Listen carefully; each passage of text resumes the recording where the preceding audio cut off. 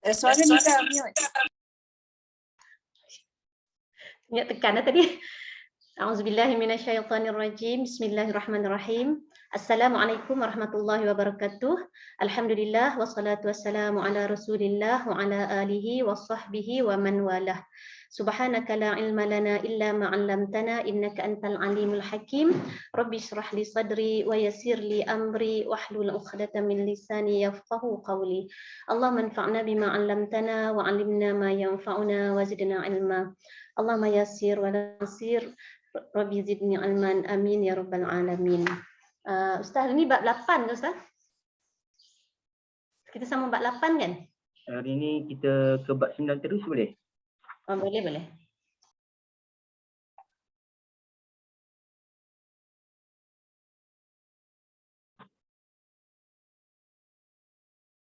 Oh, saya boleh terus ke, Kak? Boleh Ustaz? Okey, sekejap saya cuba cari hadisnya. Okey. Indah.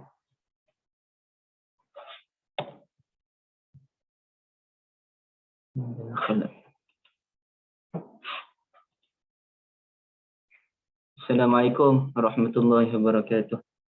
Alhamdulillah. Allahumma salli ala Muhammad wa ala alihi wa sahbihi wa barik wa sallim. Subhanaka la ilma lana illa ma 'allamtana innaka antal alimul hakim. La haula wala quwwata illa billah. Amma ba'd. Kak Liza, Kak Syida dan ibu-ibu, alhamdulillah kita syukur pada Allah. Harap semua sihat insya-Allah. Hari ini hari yang kedua kita Ramadan ya. Jadi dalam satu perkara lah yang perlu kita jadikan amalan ialah bila masuk Ramadan tu kita ucap selamat Ramadan, bukannya selamat berpuasa ya. Kerana kalau kita sebut selamat berpuasa, kita hanya mengkhususkan satu amalan dalam bulan Ramadan. Tapi kalau kita kata selamat menyambut Ramadan, artinya kita meluaskannya. Bukan hanya puasa, bahkan qiyam Ramadan, salatul tarawih, zikir, baca Quran, istighfar, sedekah, berbaik, berbudi kepada orang lain dan sebagainya. Jadi ucapan selamat menyambut Ramadan lebih utama dibandingkan hanya sekadar selamat berpuasa kan. Baik. Dan hal ini saya rujuk kepada perbahasan ulama dalam satu isu masalah fikih dalam bulan Ramadan ini. Akhirnya dalam perbahasan itu ulama menyatakan perkara ini disebabkan kesucian bulan Ramadan itu sendiri. Baik, dia ada satu isu lah kesalahan dalam bulan Ramadan. Kesalahan itu adakah ia disebabkan kita sedang berpuasa ataupun kerana kita sedang berada dalam bulan Ramadan. Jadi ada ulama menyatakan ini kesalahan disebabkan kita sedang berpuasa. Tapi ulama lain menyatakan tidak, ia bukan isu puasa je, tetapi ia melibatkan tentang kemuliaan bulan Ramadan itu sendiri. Sebab itu kalau ada orang yang terbuka puasa kan, dia sihat, bukan jadi uzur. Jadi dia buka puasa dengan sengaja, maka sebenarnya ataupun minta maaflah dia melakukan hubungan suami isteri, adakah ia dibenarkan untuk makan selepas itu kerana puasanya dah batal? Jawabnya tak boleh. Jawabnya tak boleh. Kerana apa tak boleh? Kerana dia dilarang makan kerana itulah kesucian bulan Ramadan. Walaupun dia tak puasa dah dan batal dah. Tapi kerana kesucian Ramadan, menghalang dia daripada terus makan. Ada beberapa hukum tu kan. Puasa dah batal disebabkan A, B, C. Tapi dia tak dibenarkan untuk makan lagi kerana menjaga kesucian dan kehormatan dalam bulan Ramadan. Baik, itu perkara yang perlu kita fahami dalam skop yang lebih luas ya. Baik, sekarang ni ibu-ibu, kita terus masuk bab yang ke-9, bab ma yaqulu indal khala. Bab apa yang perlu kita bacakan ketika masuk ke dalam khala. Sebelum ni kita dah jumpa perkataan khala kan? Ingat tak kat mana?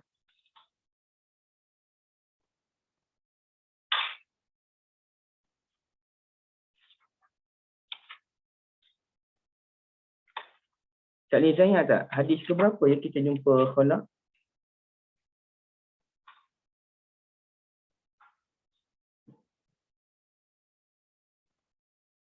Dah pernah jumpa ke belum sebenarnya?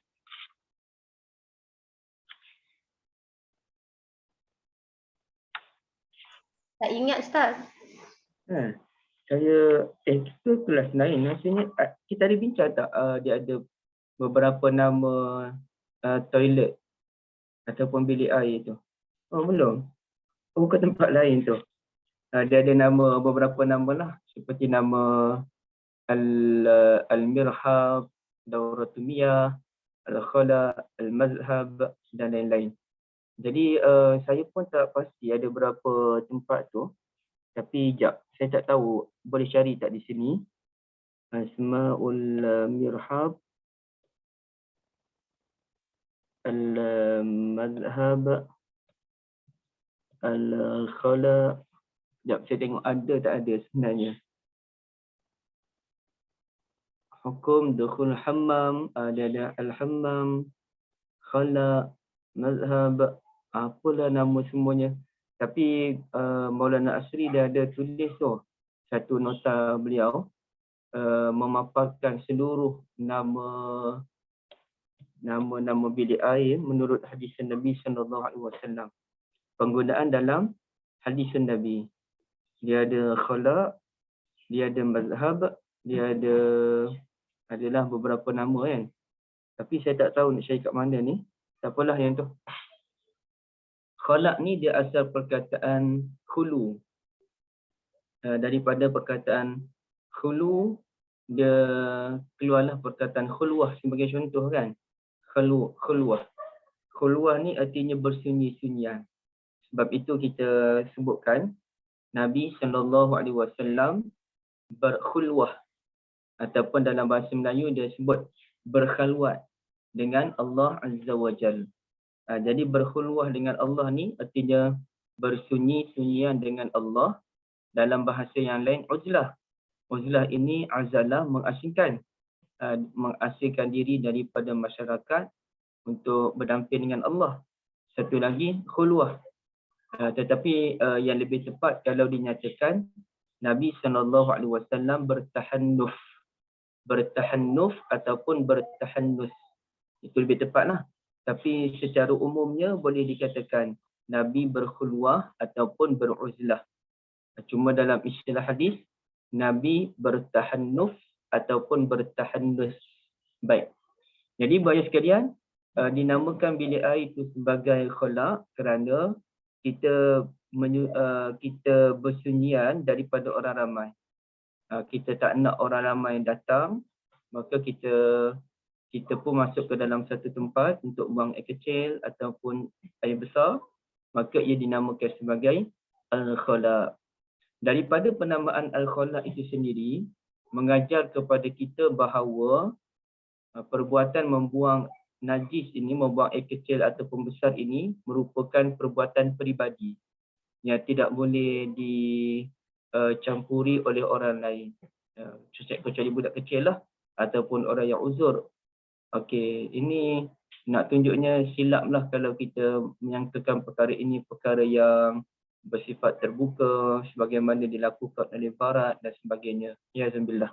Baik. Jadi di sini hadis ini disampaikan oleh guru Bukhari yang namanya Adam. Qala bihi qala hadatsana Adam qala hadatsana Syu'bah an Abdul Aziz bin Suhaib qala sami'tu Anasan radhiyallahu anhu yaqul.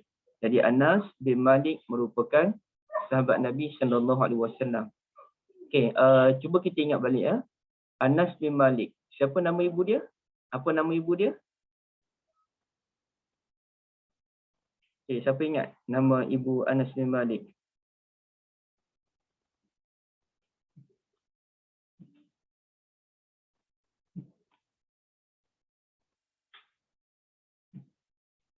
Kak Syida ingat Kak Syida? Ingat lah Ustaz. Bukan Ummu Aiman kan? Allah dah belajar dah terlupa kat dah. Ummu Sulaim. Ummu Sulaim. Oh, ada Kak Anis ada. Barakallahu fikum Kak Anis. Okey, Kak Anis betul. Ummu Sulaim. Siapa saudara kepada Ummu Sulaim, adik-beradik Ummu Sulaim? Yang mana kedua-dua ni rapat dengan Nabi SAW. Ingat tak? Lupa juga. Adik-beradik dia Ummul Haram. Ummul Haram Binta Milhan. Ummu Sulaim dan Ummul Haram anak gadis Milhan. Okay, siapa nama bapa angkat dan bapa tiri Anas yang kahwin dengan ibunya Ummu Sulaim?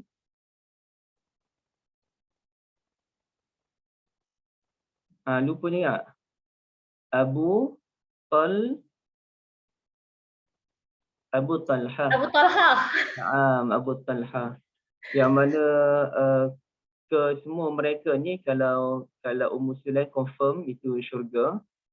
Kalau Ummul Haram confirm itu syurga. Dan Abu Talha disebutkan dalam ayat Al-Quran pun memuji Abu Talha. InsyaAllah syurga dengan ayat lan tanalul birra hatta tunfiqu mimma tuhibbun. Rasanya itu memang menyentuh tentang Abu Talha awal juzuk 4 dan Anas bin Malik itu tak boleh nafilah. Beliau merupakan antara sahabat utama Nabi SAW. Ya. Baik. Anas cerita kana, okey, ibu-ibu ingat ya. Apabila disebutkan perkataan kana ni artinya benda yang selalu dilakukan oleh Nabi SAW. Ya. Kana perkara yang selalu dilakukan oleh Nabi SAW. Kalau anna lain, anna ni sesungguhnya. Sesungguhnya dia tak semestinya membawa maksud istimrar ataupun benda yang selalu dibuat. Tapi kalau mana-mana hadis, kalau kata kana, okay, satu maksudnya dulu-dulu. Kana ni dulu-dulu. Ataupun kana bermaksud biasanya. Biasanya itulah kelaziman Nabi SAW. Puan Zahra ada apa-apa? Puan Zahra?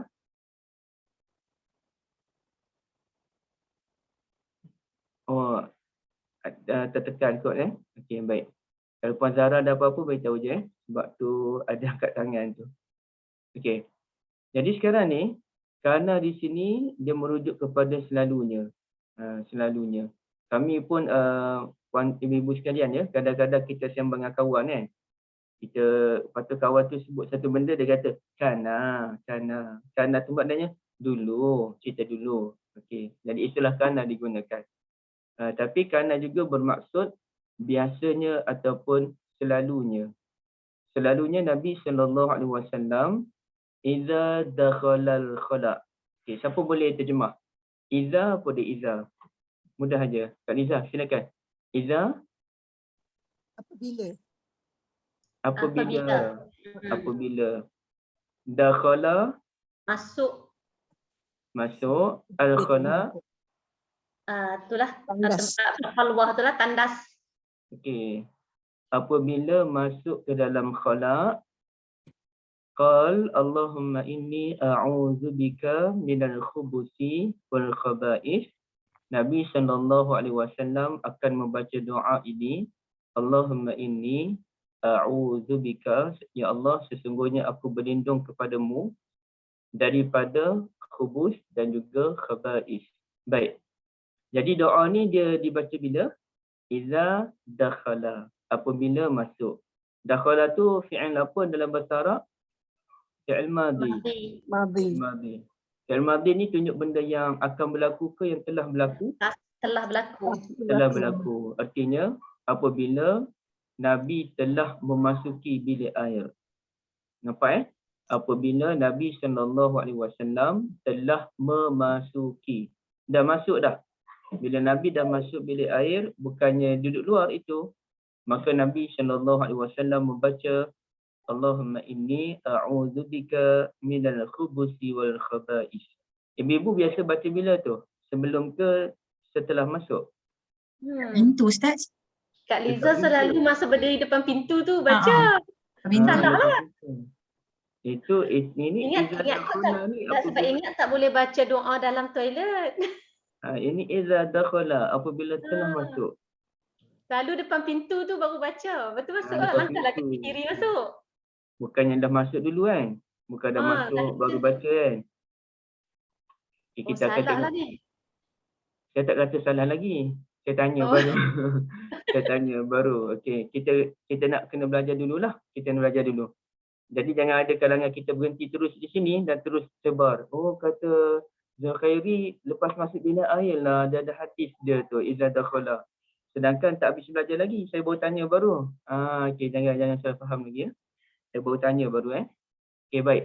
Jadi sekarang ni bila kita tengok dalam hadis Nabi disebutkan iza dakhala. Iza dakhala. Maka nak tak nak kita kena tengoklah dalam ayatul Quran ya, dalam syarah hadis. Dan sebenarnya dalam ayat Al-Quran pun banyak perkataan iza ya, banyak perkataan iza apabila digandingkan dengan fi'il madhi. Iza apa ya, saya pun tak tahulah dalam Quran ni. Saya tak ingatlah hujah dia. Iza Lalu kan iza dakhalal jannah tu dalam apa? Iza dakhala jannah tak ada dalam ayat Quran. Iza dalam Quran jaa nasrullah wal fath. Iza jaa nasrullah wal fath tu bukan lagi. Masih banyak. Nak cari yang lain. Wa iza zulzilatil ardu zil. pun bukan. Ustaz nak yang ada dakhala, iza dakhala. Ada tak semestinya. Tapi dia iza dikaitkan dengan apa nama, dengan fi'il madhi tu. Saya lupa lah ayat dia apa dia. Wa iza, ada tak ayat macam ni? Wa iza dakhal. Wa iza sa'alaka ibadi. Wa iza sa'alaka ibadi. Narik, tapi belum lagi. Belum cukup dia punya cerita dia lagi. Ni ada tak ayat ni? Surah An-Nur ayat 61 Okey. Kasih banyak tapi saya terkejut ibu-ibu dapat bagi contoh yang pelbagai tadi. Wa iza sa'alaka ibadi iza ja'a nasrullah dan sebagainya. Ini maknanya ibu-ibu insya-Allah cekap ya untuk mencari ayatul Quran tu. Barakallahu fikum. Okey, ayat 61 ni kalau kita lihat iza waqa'atil waqi'ah, masya-Allah. Pun tak belum lagi menjawab isu dia. Okey, ini ayat dia. Iza ada tak? Fa idza dakhaltum buyutan fasallimu ala anfusikum. Okey. Fa idza dakhaltum buyutan. Cuba lihat ada tak dia punya tafsiran dia Fa idza dakhaltum buyutan fasallimu ala anfusikum tahiyatan min indillah. Okey. Sini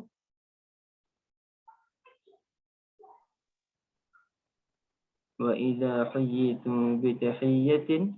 Oh ni tak menjawab juga. Sekejap saya nak cari.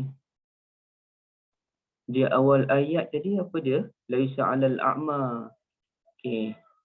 Sini sebab dia panjang sangat dia punya ni. Ini tafsir Ibn Katsir. Idza dakhaltum buyutan.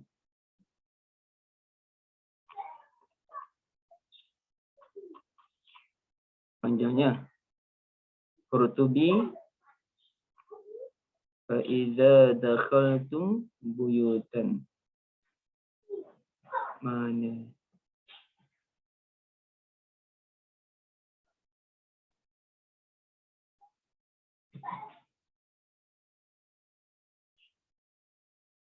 Oh, ada yang kata ni fasallimu, ada kata rumah.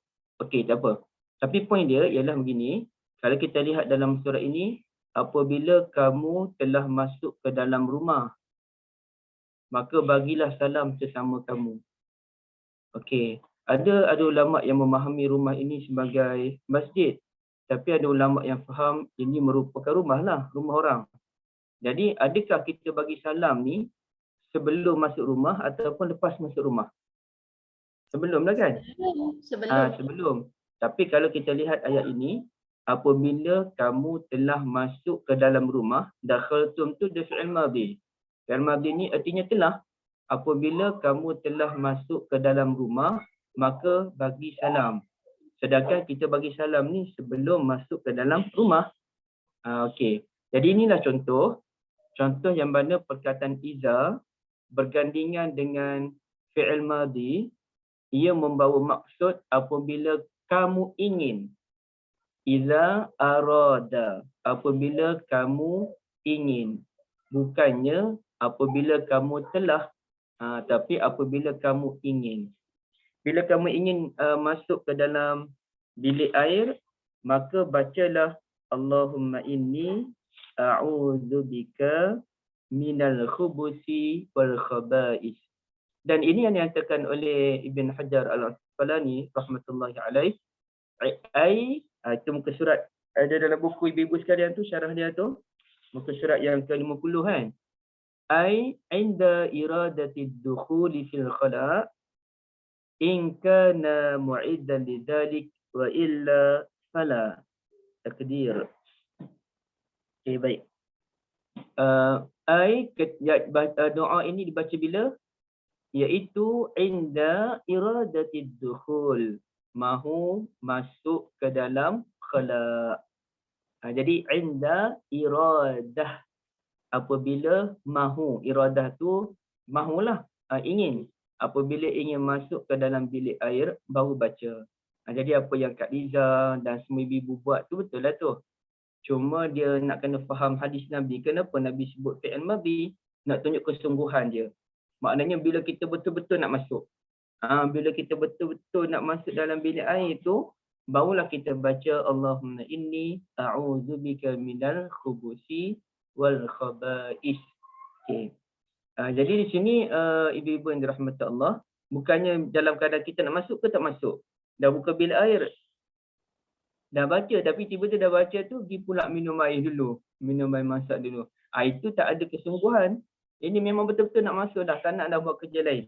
Tak nak minum air dulu ke, tak nak pergi sapu sampah dulu ke. Memang dah nak masuk dah. Barulah Allahumma inni a'udzubika sehingga habis. Baik, begitulah. Tapi dia ada juga, kata guru saya, Maulana Asri, bahawasanya doa ini memang dibaca selepas masuk ke dalam bilik air menurut pandangan Imam Malik. Jadi bagi Imam Malik dah masuk dah. Kerana ayatnya iza dakhala, bila dah masuk. Jadi bila dah masuk dalam bilik air itu baru baca doa. Itu mazhab ataupun pandangan Al-Imam Malik bin Anas radhiyallahu anhu. Jadi kalaulah ibu-ibu nanti ada peluang untuk melancong ke luar negara, pergi ke negara Maliki. Sebab orang mazhab Maliki di Malaysia tak ramai. Sangat-sangat sedikit. Kalau Hanafi ramailah. Maliki tak ramai. Jadi kalau kita pergi Morocco sebagai contoh, atau kita pergi ke mana lagi Maliki yang bunyi tan-tan belakang tu, sebahagian tan tu Hanafi, sebahagian tan tu Maliki. Apa satu tempat lagi tu Maliki, astagfirullah, yang agak popular, Morocco dengan, tak ingat saya. Okay. Jadi kalau kita pergi sana, ada peluang untuk melancong. Tiba-tiba bila masuk bilik air tu, kita dengar ada orang dalam bilik air tu baca doa, maka jangan yang pelik lah. Kerana itu mazhab Maliki. Mazhab Maliki. Dan apabila mereka berbuat demikian, itu tidak dinamakan sebagai memburukkan nama Allah Azza wa Jalla, kerana itulah pandangan mereka. Mereka bukan main-main, tapi mereka berpegang dengan hadis berdasarkan kefahaman mereka. Dan jangan kata mereka ni tak faham tentang bahasa Arab. Iza ni bila jumpa dengan fi'il madhi, maksudnya apabila kamu ingin. Tak, mereka faham benda tu. Tapi mereka memilih bererti memang telah masuk pun. Okey, baik. Kemudiannya ibu-ibu sekalian, hadis ini dibahaskan oleh ulama ialah bagaimana kalau kita masuk ke dalam bilik air yang apa ya, yang apabila orang tu nak buang air kecil tapi bukan dalam bilik air. Buang air kecil tapi bukan dalam bilik air. Ini cerita zaman dululah terutamanya kan. Ini cerita zaman dulu terutamanya, ataupun cerita orang yang pergi camping, naik gunung dan sebagainya. Kemudiannya mereka ingin buang air kecil di mana-mana tempat yang tersembunyi. Jadi adakah mereka juga perlu membaca doa ini? Okey. Jadi dalam bab ini ibu-ibu boleh lihat dalam muka surat yang ke-56 ya. Muka surat 56. Itu dalam bab yang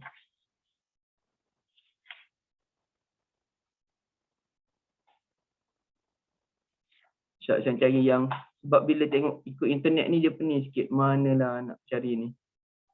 Idza dakhala al-khala. Okey, rasa betul dah sini. Wa qala Sa'id bin Zaid di bawah sikit. Riwayatun idza ata. Okey. Dalam bab ini dia ada dua, wal kalamu huna maqamain, ada dua isu. Ahaduhuma, adakah doa tadi memang dikhususkan untuk tempat yang tertentu yang mungkin akan dihadiri oleh syaitan? Adakah tempat yang tertentu? Ataupun yashmilu hatta law bala fi ina, ataupun adakah ia juga termasuk kalau orang buang kecil dalam bekas sebagai contoh di mana-mana sudut rumah? Kerana dia cerita macam ni. Pada zaman Nabi SAW dahulu, sebelum mereka mula membina toilet dalam sekali dengan rumah, masa tu tak ada lagi. Jadi pernah Nabi SAW, pandanya biasalah dulu, Nabi buang air kecil dalam bekas. Ini cerita zaman dululah. Kemudian Nabi letak di satu sudut. Jadi macam mana kalau orang yang buang air kecil dalam satu bekas ataupun dia buang air kecil di tempat-tempat tertentu, bukannya dalam bilik air yang khas seperti orang yang camping tadi, maka jawabnya ialah dibaca doa itu selagi mana mereka belum membuang air kecil ataupun membuang air besar, walaupun itu bukanlah bilik air, ya, walaupun itu bukan bilik air. Disebutkanlah dalam muka surat 56 tu kan. Contohnya bila dia nak buang air kecil tu, dia dah mula minta maaf ya, dia dah mula buka pakaian dia. Okey, di situlah dia mula membaca doa tersebut. Kerana doa itu tujuannya untuk mengelakkan daripada khubus dan khaba'is. Maka sama ada dia masuk dalam bilik air ataupun tak masuk dalam bilik air, ia tetap membaca doa tersebut. Ya, baik. Kita patah ke belakang balik. Sekarang ni kita yang perkara yang ketiga, kita nak bahas tentang perkataan al-khubus wal khaba'is. Dalam Al-Quran ni banyak perkataan khubus sebenarnya. Ya, dalam Al-Quran banyak perkataan al-khubus. Contoh kita tengok ya. Khubus fil Quran. Okey.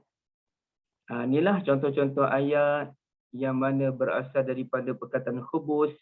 Wa yuharrimu alaihimul khaba'is wa najjaynahum minal qaryati allati kanat ta'malul khaba'is wa la tayammamul khabith minhu tunfiqun. Okey. Ini wa yuharrimu alaihimul khaba'is. Allah mengharamkan makanan-makanan yang Allah mengharamkan yang jelek. Allati kanat ta'malul khaba'is, penduduk kampung itu melakukan perkara yang jelek. Wala tatayammamul khabitha minhu tunfiqun, jangan kamu bertayamum dengan benda yang khabith. Hatta yami Allah Ta'ala, sehinggalah kamu membezakan antara khabith dengan tayyib. Hatta yamizal khabitha minat tayyib. Wala tatabaddalul khabitha bit tayyib, jangan kamu menukar-nukar yang buruk dengan yang baik. Qul la yastawil khabith wat tayyib, katakanlah tidak sama khabith dengan benda yang baik. Dan banyaklah ayat tengok perkataan khubus dalam Quran ni begitu banyak. Dan yang paling masyhur ayat inilah, khabithatul khabithin wal khabithuna lil khabithat. Perkataan keji seperti memfitnah orang hanya keluar daripada mulut orang yang keji, dan orang yang keji hanya bercakap benda-benda yang keji. Jadi perkataan khabith ni dia merujuk kepada benda yang kotor, benda yang jelek. Dan kita juga dapat mengecam bahawa lawan kepada khabith ialah tayyib. Macam ayat ni kan, wa yuhillu lahumut tayyibat, wa yuharrimu alaihimul khaba'is. Tayyibat lawannya al-khaba'is. Khaba'is ni jamak ataupun menunjukkan banyak. Khabis satu. Ataupun yang ini hatta yamizal khabisa minat tayyib. Wa la tatabadal khabisa bit tayyib. La yasal khabis wa tayyib. Liyamizallahu al-khabisa minat tayyib. Ayat yang tadi kamasali khabisatin lawannya kamasali kasyajaratin khabisatin lawannya kasyajaratin tayyibah. Al-khabisatu lil-khabisin lawannya at-tayyibatu lit-tayyibin wa at-tayyibuna lit-tayyibat. Okey, jadi lawan khabis ialah tayyib. Sebagaimana lawan halal ialah haram. Jadi kalau kita kecilkan kepada makanan sebagai contoh, halal lawan haram. Tapi tayyib lawannya khabis. Maknanya tayyib levelnya lebih tinggi daripada halal. Halal tak semestinya tayyib. Ya, halal tak semestinya tayyib. Baik. Contohnya teh tarik yang penuh dengan gula, dengan susu dia, susu saja pun dah suku gelas. Itu halal. Halal. Tapi tidak tayyib. Itu halal tapi tidak tayyib. Baik. Tayyib ini saya dah tengok macam-macam dah syarahan ulama tentang tayyib. Ada yang kata tayyib ni makanan yang lazat. Banyaknya lazat lah. Dia sebut al-lazzah minat ta'am. Tapi saya kira lah saya jumpa satu definisi terbaik diberikan oleh orang Indonesia untuk tayyib, iaitu yang berkualitas ataupun yang berkualiti. Maknanya kalau makanan tayyib, makanan berkualiti. Jadi lebih tinggi. Lawan kepada tayyib bukannya haram, tapi benda yang lebih teruk daripada haram. Namanya khabis, benda jelek. Jadi tayyib yang lebih tinggi, lawannya khabis yang lebih jelek. Okey, baik. Haram ini kadang-kadang tak jelek. Curi makanan orang. Makanan tu namanya sebagai contoh apa yang makanan orang tu. Saya baru ingat ada satu isu yang bising viral sekejap. Twister KFC kembali. Twister ni sejenis makanan KFC lah, Kak Syed dah tak makan ya. Okay. Jadi Twister ni dah lama menghilangkan diri. Dah lama hilang. Tiba-tiba dia muncul. Dia muncul dengan nama baru. Setelah beberapa tahun dah hilang, dia muncul dengan nama Twister Cheese. Saya tengok gitu. Oh, Twister Cheese. Tapi tak sempat beli lagi. Nak rasa juga. Tapi orang dah mula komen dah. Oh, komen. Okay. Twister Cheese tu ada orang curi. Maka bila orang curi, itu haram. Tapi jelek ke makanan tu? Tak jelek. Makanan tu makanan yang dari sudut zat, ia halal. Tapi dari sudut perolehan, ia haram. Tapi makanan itu tidak jelek. Jadi haram tak mestinya jelek. Khabis, makanan jelek. Atau makanan yang boleh menimbulkan kesihatan, memberikan kemudaratan. Itu khabis. Apa sahaja termasuklah ucapan yang baik. At-tayyibatu lit-tayyibin wa at-tayyibuna lit-tayyibat. Kata-kata yang baik hanya keluar daripada mulut orang yang baik. Orang yang baik hanya mengungkapkan kata-kata yang baik. Lawan kepada mereka ialah al-khabisatu lil-khabisin wal khabituna lil-khabisat. Yang saya sebutkan dia punya terjemahan tadi. Okey, baik. Bila kita faham itulah perkataan khubus dalam Al-Quran. Okey, sekarang ni kita kembali kepada hadis Nabi sallallahu alaihi wasallam tentang khubus ni. Sekejap, kat mana dah ni? Oh, sini. Okey. Bila kita sebut tentang khubus, okey, sekejap ke depan lagi. Ni khubus. Ulama pun bahas panjanglah cara bacaan dulu. Mula-mula cara bacaan dulu.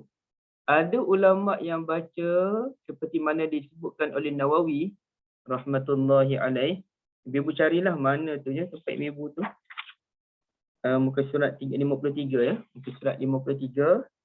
Wa qad saraha jama'atun min ahli al-ma'rifah bi anna al-ba'a huna sakinah. Sebahagian ahli ma'rifah, maknanya orang yang berilmu, menyatakan huruf ba di situ ialah ba mati. Jadi bacaannya minal khubsi. Minal khubsi, bukannya khubusi. Kak Liza, Kak Syida, ibu biasa baca khubusi ke khubsi? Khubusi. Khubusi. Khubusi. Ada dhammah. Ada Khubusi. dhammah. Okey. Ibu Balkis yang mana Ibu Balkis? Khubusi, khubusi. Upsi. Khubusi. Barakallahu fikum. Jadi sebahagian ulama seperti Abu Ubaidah. Abu Ubaidah ni pakar dalam bidang tafsir rasanya yang banyak jadi rujukan Imam Bukhari. Okey, beliau memilih khubusi. Allahumma inni a'udzu bika minal khubusi. Okey. Cuma kalau baca khubusi, dia bukannya khaba'is. Okey, kita tengok sini. Allah a'udzu billahi minal khubusi wal khabis awil khubusi wal khaba'is. Kalau baca khubus lawannya khaba'is. Kalau baca khubusi ia digandingkan dengan khabis. Begitu ya Ibu Balqis? Allahumma inni a'udzu bika minal khubusi wal khabis ataupun Allahumma inni a'udzu bika minal khubusi wal khaba'is. Okey, jadi dua-dua boleh baca. Khubusi wal khabis ataupun khubusi wal khaba'is. Jadi ikutlah mana-mana pun ya. Dia baris ni dia main peranan juga sebenarnya. Kadang-kadang dhammah ni memainkan peranan dia lebih berat. Okey, contohnya cuba ibu-ibu baca ni. Saya tulis di ruangan chat. Nak baca macam mana benda ni? Okey. Siapa nak cuba baca? Tanpa baris. Az-zikru. Az-zikru. Barakallahu fikum. Terima kasih banyak. Betul. Ada lagi tak yang nak cuba bacaan yang lain? Az-zakaru. Oh, pandainya. Barakallahu fikum. Saya tak fikir benda tu. Lelaki kan? Lelaki. Az-zakaru wal unsa. Terima kasih banyak Pak Zaitun, Ibu Zaitun. Okey, ada lagi yang lain?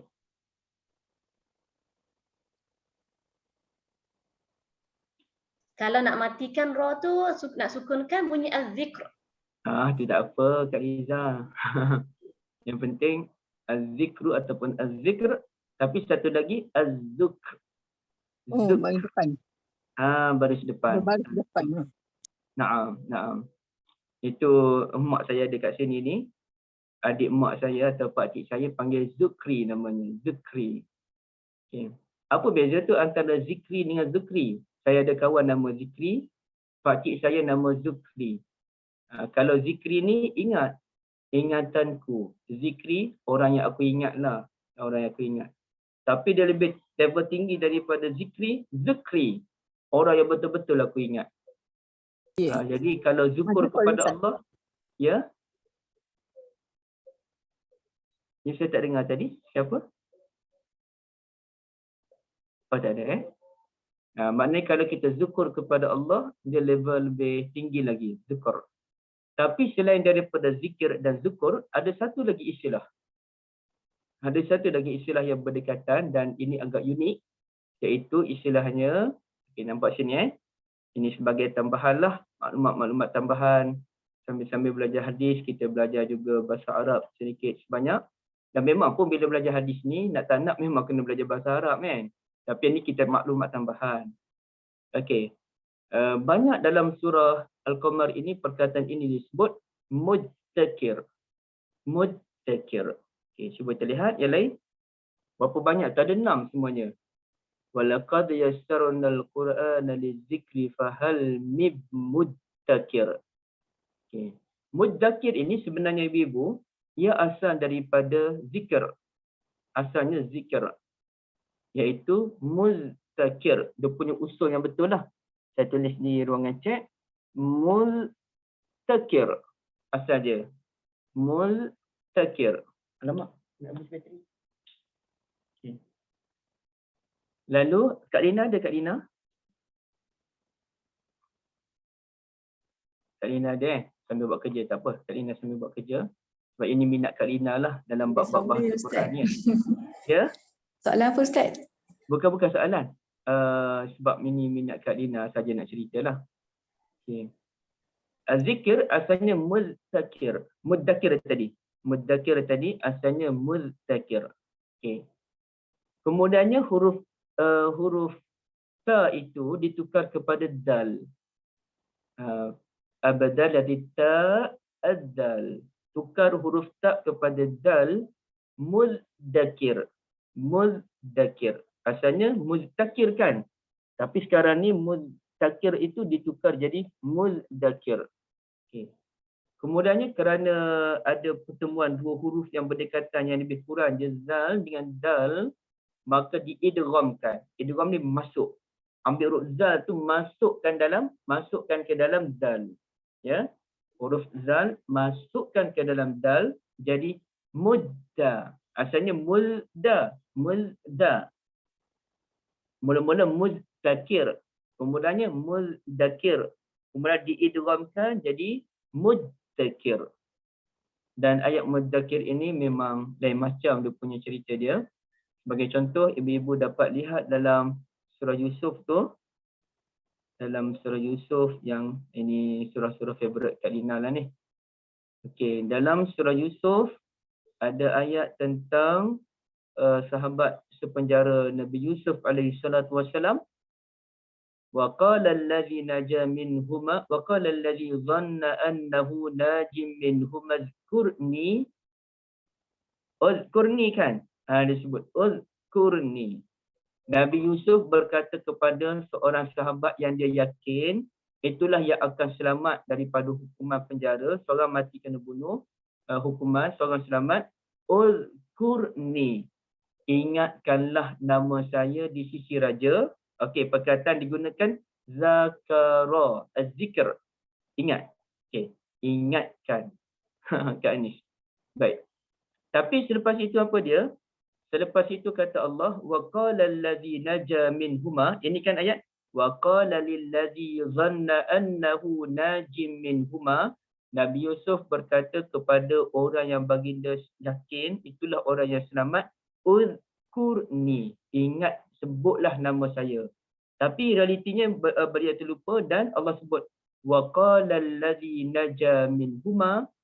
Bila cerita raja tu cerita tentang mimpi dia yang aneh tu, maka sahabat Nabi Yusuf baru teringatkan Nabi Yusuf, wa qala allazi naja minhuma, maka dan berkatalah orang yang terselamat itu wattakara.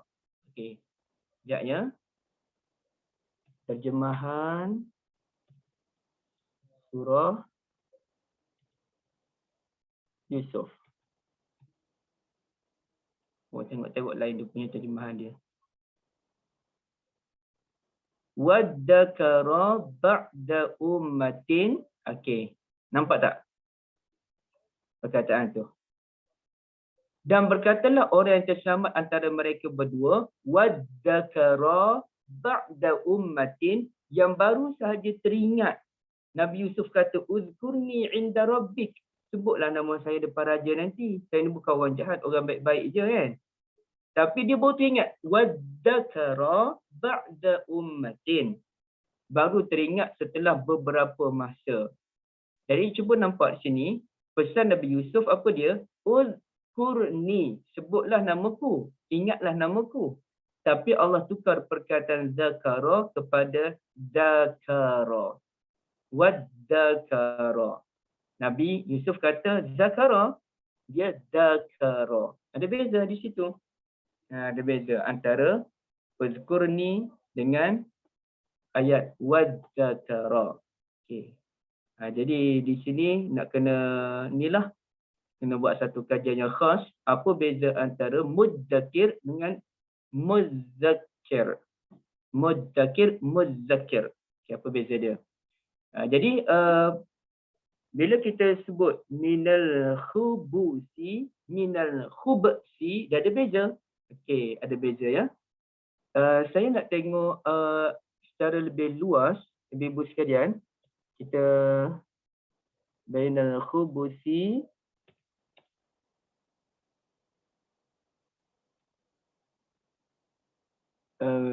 bi dhammil ba wa bi sukun. Okey, apa macam tu je. Al-khubusi, okey tu dia bahas macam tu je. Khabas pun ada. Okey. Kat mana tengok saya pun tak ingatlah mana. Dia detip. Tak apalah. Kita fokus yang ni lah. Okey. Jadi dia ada al-khubusi, ada khubasi. Cuma bacaan yang lebih banyak ialah khubusi. Okey, cuba lihat di sini. Dia kata khubusi. Sebab sini nanti dia pening sebenarnya.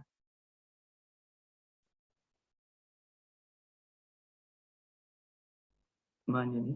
Illa an yuqal, kecuali kalau kita baca khubusi. Okey, dia sebut. Kalau kita baca khubusi, ia lebih aula daripada kita membaca khubsi. Ya?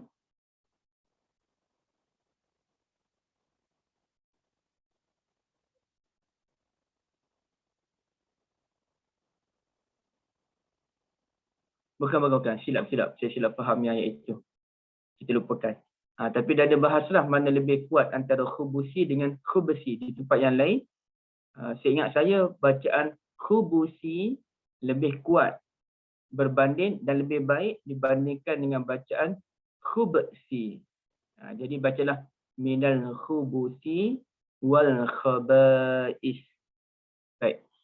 Sebenarnya kalau kita tanyakan apa maksud khubusi ataupun khubsi itu? Maksudnya ialah yuridu dzukranus syayatin wa inasihim. Syaitan jantan dengan syaitan betina. Itulah minal khubusi.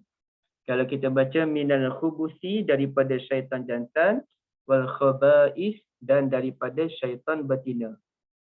Baik, tapi ada ulama lain yang dia sebut tak, bukan itu sahaja. Khubusi ni dia maksudnya luas. Okey, apa dia maksud yang luas itu? Fa in kana minal kalam fa huwa asy-syatam. Kalau kita kata khubsi daripada sudut ucapan, ya, kalau khubsi daripada sudut ucapan, ia berbentuk cacian.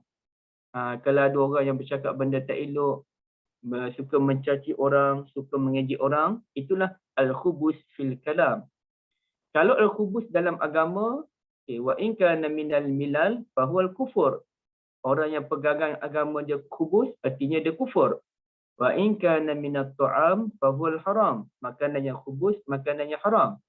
Wa in kana minasyarab fa huwa ad-dar. Kalau minuman itu boleh membahayakan kesihatan kita, bahkan boleh memudaratkan nyawa kita, minuman beracun sebagai contoh, arak dan sebagainya, itu dinamakan khubus juga. Okey. Wa ala hadza fal murad bil khaba'is al ma'asi au mutlaq kul af'alil mazmumah liyahsil at-tanasub. Jadi kesimpulannya wa ala hadza, kesimpulannya khaba'is ini bermaksud seluruh perbuatan maksiat ataupun perbuatan yang tercela. Ya. Seluruh perbuatan maksiat ataupun perbuatan yang tercela.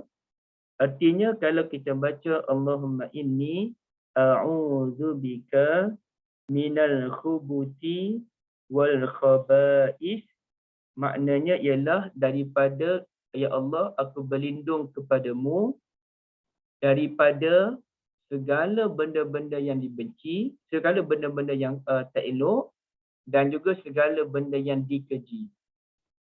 Ya Allah, aku berlindung kepadamu daripada segala benda yang tak elok dan segala benda yang keji. Okay. Maknanya dia bukan isu syaitan jantan dan syaitan betina semata-mata, tapi ia luas. Ya, dia lebih luas, tapi boleh dimasukkan sekali daripada syaitan jantan dan juga syaitan betina. Jadi eloknya kita niat ke semualah. Allahumma inni a'udzubika minal khubuthi wal khaba'is ataupun minal khubuthi wal khabith. Kita niat semua. Jauh daripada sebarang benda yang tak elok, yakni contohnya takut pakaian terkena kotoran, masuk-masuk bilik air, pakaian kita terkena kotoran, itu benda yang tak elok. Okay, kita pun nak bawa solat kemudiannya, ataupun kita apa-apa terjadi dalam bilik air, kadang-kadang ada orang yang jatuh dalam bilik air meninggal, ada orang jatuh tingkat 3 tak meninggal, ada orang jatuh bilik air meninggal. Itu pun benda yang khubus wal khaba'is. Benda yang kita tak nak, kematian yang tak elok kan. Bukan tak elok tu maknanya berdosa ke apa, tak. Maknanya kematian yang menyedihkan. Okay.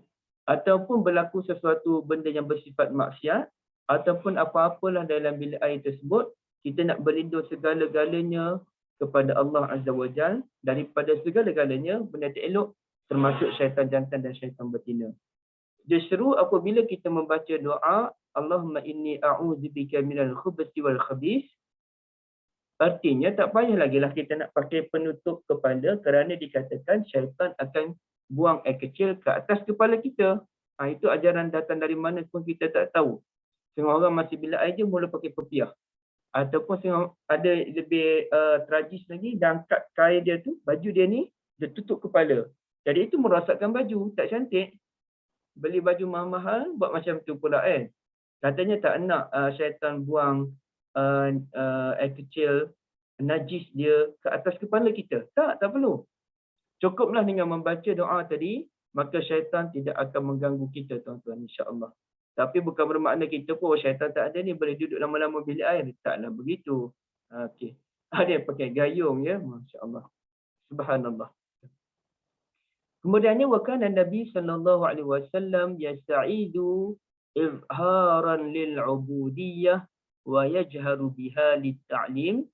Nabi sallallahu alaihi wasallam ni dia baca a'udzu berlindung kepada Allah itu, muka surat 54 baris ke perenggan kedua terakhir itu, untuk menzahirkan kehambaan diri Nabi kepada Allah Azza wa Jal, wa yajharu biha lit-ta'lim, dan Nabi menguatkan bacaan dia. Macam mana sahabat Nabi tahu tu? Nabi dia baca doa tu sebab Nabi baca kuatlah. Bukan Nabi baca perlahan. Kalau Nabi baca perlahan, sahabat tak tahu, Anas bin Malik tak tahu. Kecuali Anas cerita, Nabi SAW mengajar kami, kalau nak masuk bilik air, bacalah doa ini. Okey, itu Nabi bercerita. Tapi sekarang ni tidak. Hadis itu memang terang-terangan berbunyi, Anas yang cerita. Nabi SAW biasanya kalau masuk dalam bilik air, mesti Nabi baca doa ini. Maknanya, Anas dengar doa yang dibacakan oleh Nabi SAW, maka di sinilah kita mengetahui membaca doa masuk dalam bilik air wajar sedikit dikuatkan. Wajar sedikit dikuatkan supaya memberi peringatan ataupun menjadi taulan kepada keluarga kita. Keluarga kita dengar je, anak-anak terutamanya, cucu-cucu terutamanya, dengar je asalkan opah ataupun atuk masuk dalam bilik air je mesti baca doa. Maka di situ anak ataupun cucu belajar, masa bilik air mesti baca doa. Kerana dibaca kuat. Tapi kalau dibaca perlahan, macam mana proses at-ta'lim, pembelajaran itu nak berlaku? Tak akan berlaku. Maka ada doa dibaca kuat, ada doa dibaca perlahan. Tapi jangan Kak Syida masuk toilet mentang-mentang, ini tak rumah baru ni, dia kena baca kuat lagi. Allahumma inni a'udzubika minal khubuthi wal khaba'ith. Dengar sampai keluar. Bukanlah begitu, kawasan tu je. Didengari. Allahumma inni a'udzubika minal khubuthi wal khaba'ith. Dan bila kita baca kuat, dia akan jadi ingatan pada kita. Kadang-kadang kita terlupa. Kami masuk je, saya pun terlupa kadang-kadang. Tapi kalau kita biasakan dengan bacaan yang kuat, insya-Allah kita akan ingat. Ya, insya-Allah. Kemudian dibahaskan kena baca bismillah ataupun tidak, maka di sini ada riwayat yang menyatakan baca bismillah. Riwayat inilah. Idza dakhaltumul khala' faqulu bismillah a'udzu billahi minal khubuthi wal khaba'ith.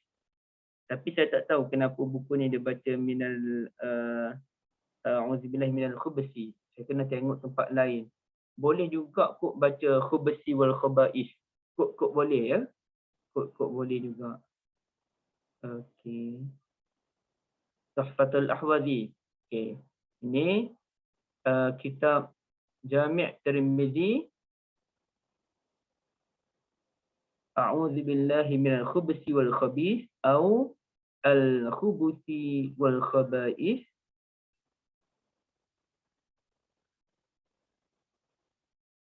Tak ada. Okey, ni tak ada. Kat mana ya?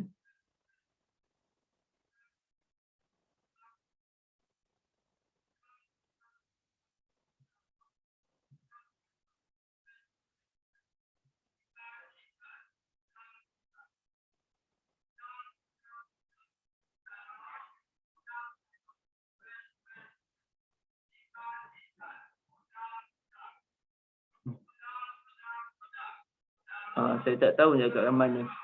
Ada orang duk menjual pula udang kat luar.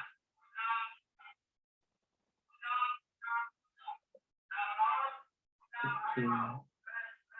Sekejap ya, saya tengok. Ada tak? Saya nak tengok baris dia sebenarnya. Alamak, salah pula.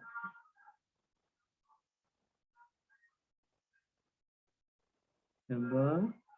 Alah, masalah tempat, kebanyakan tempat dia tak ada baris. Masalahnya itulah. Ada satu tempat lagi yang carian yang juga strategik ya. Okey, yang ini pun tak ada bismillah. Tak nak yang ni. Okey, tak apalah ibu-ibu. Pasal baris tu, boleh tak baca khubasi dan gadingannya khabais. Tadi kita tengok khubasi dengan khabis. Khubusi dengan khabais. Tapi tak ada yang lain. Jadi bermakna ada riwayat yang kata bismillah. Bismillah, a'udzubillahi minal khubusi wal khabais. Jadi bolehlah kalau ibu-ibu ingin membaca bismillah, boleh, tak ada masalah. Tetapi saya kira tak payahlah baca bismillah. Tak payah baca bismillah. Nak baca boleh sebab ada riwayat yang kata bismillah. Tapi kalau kita lihat dalam hadis Bukhari dan banyak hadis yang lain tu, kebanyakan hadis yang kuat-kuat tu dia tak ada bismillah. Dia direct je, Allahumma inni a'udzubika minal khubusi wal khaba'is. Cuma ada riwayat lain. Riwayat lain pun bukan daripada kitab-kitab yang utama yang kata bismillah. Jadi kalau nak baca bismillah boleh. Cuma cadangan peribadi saya je lah. Supaya tak payah baca tak apalah. Direct je. Allahumma inni a'udzubika minal khubusi wal khaba'is. Okay, baik. Yang lain selesai hadis ini. Ada sebarang perbincangan? Puan-puan sekalian, ibu-ibu?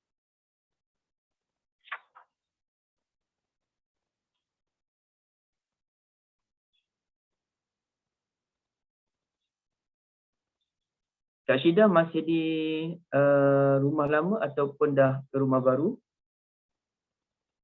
Masuk rumah baru Ustaz. Masih rumah lama? Masuk rumah baru. Dah rumah baru dah. Dah rumah baru dah. Semalam baru je pergi ke Surau Munawir. Dan tanyalah Ustaz Nazri, Dato' Abdul Rahman ada tak? Katanya rasanya masih kat rumah lama. Saya fikir rumah baru lah. Dia tanya tu. So, Area itulah mana Ustaz. dekat dengan Masjid As-Salam? Assalam, dah dekat Assalam. Tapi Kak Syida depan sikit lagi lah. Okey. Sponsor tu ni Bukit Beruntung. Surau Muhajirin. Surau Muhajirin. Dekat lah. Tinggal tiga rumah surau terus lah. Okey. Barakallahu fikum. Amin. Beruntung lah Kak Syida dapat duduk di Bukit Beruntung. Allahu Akbar. Tak ada untung apa. Ustaz dapat jemputan kuliah tazkirah Ramadan ya dekat sana, dekat Munawir. Surau Munawir semalam. Ustaz, Agak jauh juga.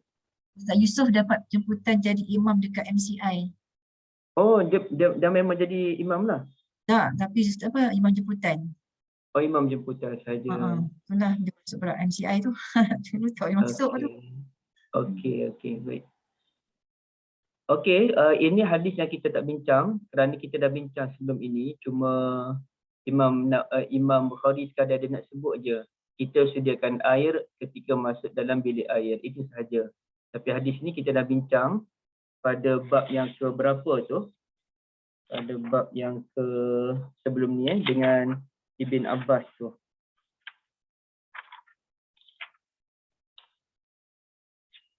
Siapa jumpa bab yang ke awal lagi? Tak ingat dah, tapi kita dah bincang sebelum ni lah. Yang Nabi SAW doakan Ibn Abbas, Allahumma faqihu fid din. Jadi kita tak bincang lah di sini. Kita terus ke depan lagi. Imam Bukhari kadang-kadang dia ulang hadis yang sama tapi dengan maksud yang berbeza. Sekarang ni maksudnya ialah bab memasukkan air, bab menyediakan air ketika masuk dalam bilik air. Sebelum ini siapa ingat? Siapa jumpa? Cuba cari siapa yang ada kitab, cuba cari hadis yang ceritanya sama tu kan, bab yang keberapa.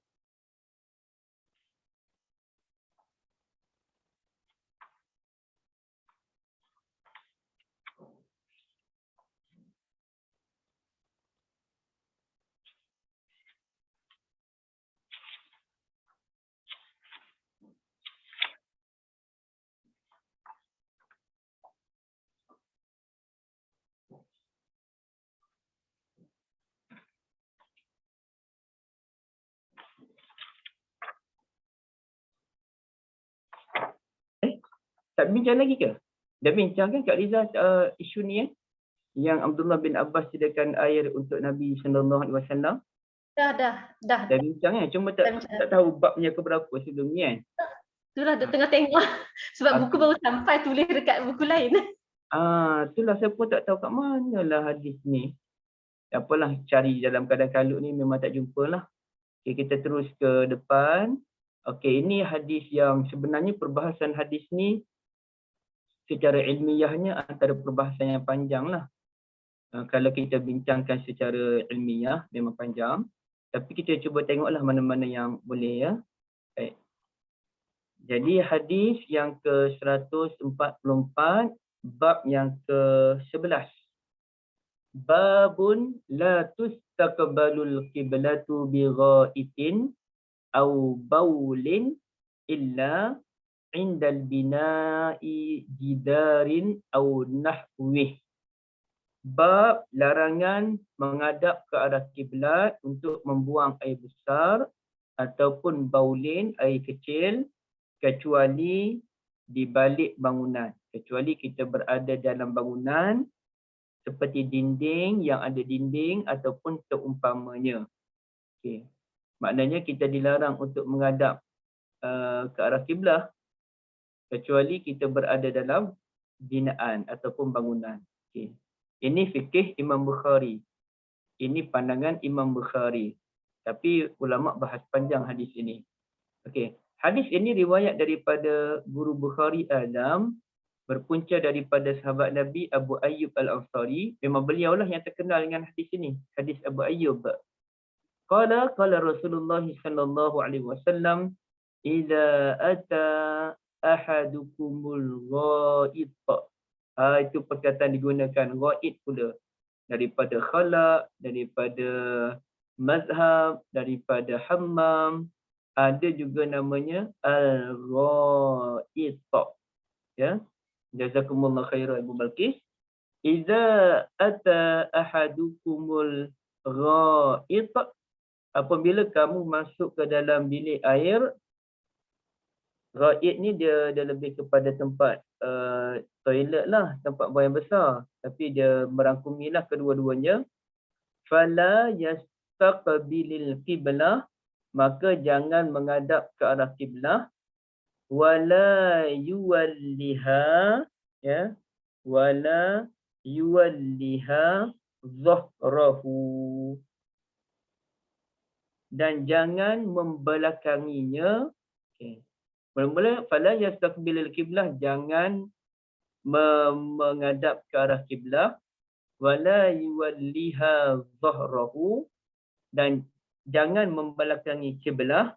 Syarriqu au gharribu, hadaplah ke arah timur ataupun hadaplah ke arah barat. Okey.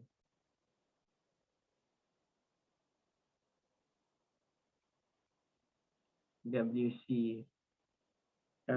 Apa nama? Hadis ni pelik. Katanya jangan menghadap ke arah kiblah. Jangan membelakangi ke arah kiblah. Kiblah tu ke arah mana, Ibu? Timur, barat, selatan, utara? Barat. Barat. Ya. Dan membelakangi kiblah berarti membelakangi mana tu? Mana? Belakangi kiblat bermakna menghadap ke timur lah. Menghadap ke arah timur kan? Kata banyak berzaitun. Kalau menghadap kiblat artinya ke barat. Kalau membelakangi kiblat ke timur. Kata Nabi jangan menghadap kiblat dan jangan membelakangi kiblat, tapi adablah ke arah timur ataupun adablah ke arah barat. Aduh, macam mana hadis ni kan? Ini dipanggil antara sebagai al-mushkilatu minal hadis, benda yang mengelirukan daripada hadis. Sebab itu tak nak dia kena belajar. Alhamdulillah kita belajar hadis. Semoga Allah Azza wa Jalla merahmati kita dan semoga menyuburkan rasa kasih Nabi kepada kita insya-Allah sallallahu alaihi wasallam. Jadi jawabnya ialah dia melihat kepada di mana Nabi sallallahu alaihi wasallam bercakap masa tu. Ketika itu Nabi berada di Madinah. Maka bila Nabi sallallahu alaihi wasallam ada di Madinah, kiblat itu bukan berada di sebelah barat ataupun timur. Sebab kedudukan Nabi masa tu. Tapi mana ya? Kiblat Nabi tu utara ke selatan? Saya pun tak ingatlah utara ke selatan. Tapi antara dua itulah menghadap dan membelakangi kiblat menurut lokasi yang namanya Madinah ialah utara dan juga selatan. Bukannya barat dan juga timur. Sebab itulah Nabi SAW kata macam tu ya. Hadaplah ke arah timur ataupun barat kerana menurut Madinah. Situasi di Madinah. Okey, baik. Jadi nak ia termasuk dalam kategori hadis lokasi. Hadis berdasarkan tempat. Dia ada perbincangan dulu, menarik Nak katanya kita ni nak kena faham hadis tu mengikut situasi yang betul. Perbincangan apa pun dia pun kita kena real perbincangan tu. Kadang-kadang ada orang tanya soalan tu soalan yang takkan berlaku lah secara realitinya. Maka kalau soalan itu tidak berlaku secara realiti, maka tak perlu jawab. Dan kita kata kalau berlaku nanti pandailah hang buat macam mana. Tapi setakat ni tak berlaku lagi macam ni. Tapi kalau berlaku pandailah hang buat macam mana. Okay, baik. Jadi sekarang ni, dia contohnya ulama dulu bincang. Mana lebih utama mana lebih kita nak dahulukan kalau bertembung antara solat raya dengan solat gerhana matahari. Masa raya tu, bila kita raya ni ibu sekalian. Okay. Buatlah persediaan raya cepat-cepat. Kok kita raya awal ke, kita raya lambat ke, tengoklah macam mana kita tak boleh kata macam baru ni orang kata bila puasa hari Ahad. Tunggu dulu, tengok 6 bulan dulu. Memanglah ikut rekodnya hari Ahad kita puasa. Tapi kena tengok 6 bulan dulu. Kok jadi Sabtu ke? Rupanya alhamdulillah hari Ahad. Raya pun begitu, jangan kata pasti. Kena tengok 6 bulan dulu. Barulah kita pun tahu. Baik. Jadi sekarang ni dia ada bahas mana lebih kita nak dahulukan kalau bertembung gerhana matahari jatuh pada 1 Syawal. Hari raya tu. Nak solat raya dulu ke nak solat gerhana matahari? Satu. Yang keduanya, kedua-dua solatnya ada khutbah. Cuma alhamdulillah khutbahnya berbeza dengan khutbah Jumaat. Khutbah Jumaat je khutbah dulu baru solat. Tapi yang lain raya ke gerhana matahari ke solat dulu baru khutbah. Sebab dalam Jumaat yang pentingnya khutbah. Bukan yang penting khutbah, sorry, saya silap bayat. Khutbah amat dipentingkan dalam solat Jumaat. Khutbah amat dipentingkan sebab tu khutbah dulu. Manakala dalam solat raya, solat gerhana matahari, solat istisqa, solat yang diutamakan. Istighfar kepada Allah yang diutamakan. Khutbah yang kedua. Okay. Dalam solat Jumaat ni bukan solat yang kedua, tapi khutbah itu amat dipentingkan. Maka yang sebut baca khutbah dulu.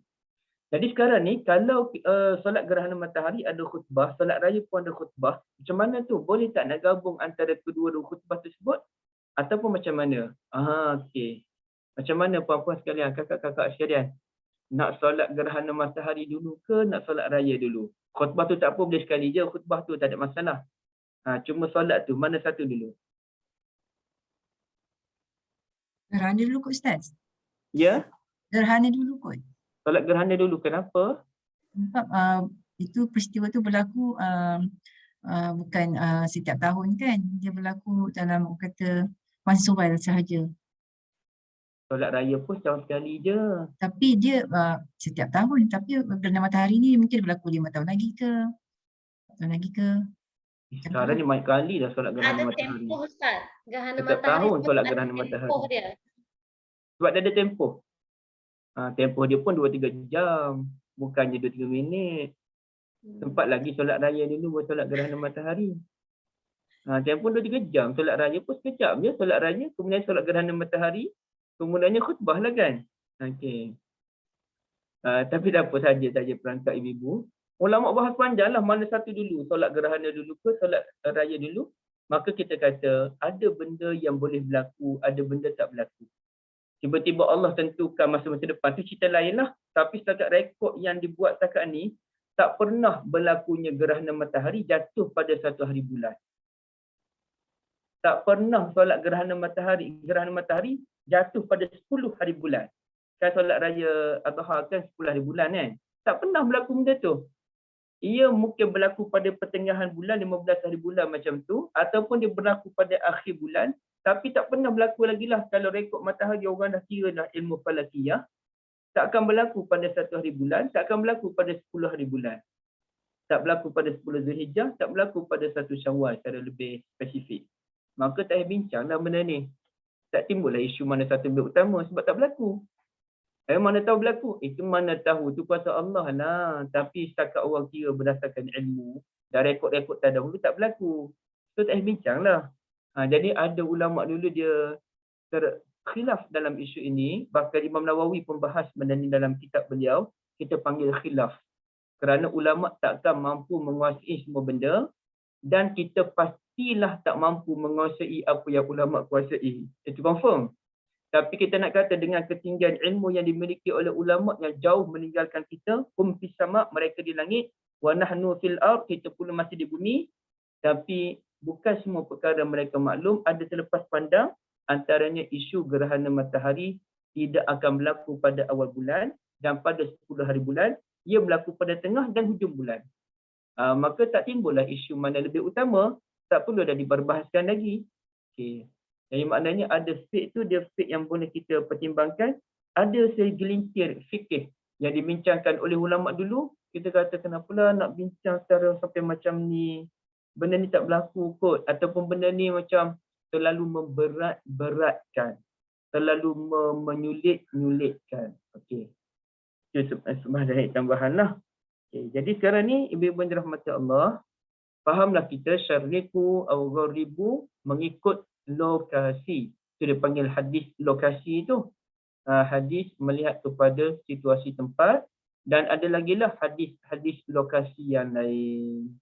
Ada lagi hadis lokasi yang lain. Baik. Terus kita dia ada banyak pendapat ulama' dalam bab ini, boleh tak boleh itu. Tapi cuba kita lihat dulu beberapa benda ni.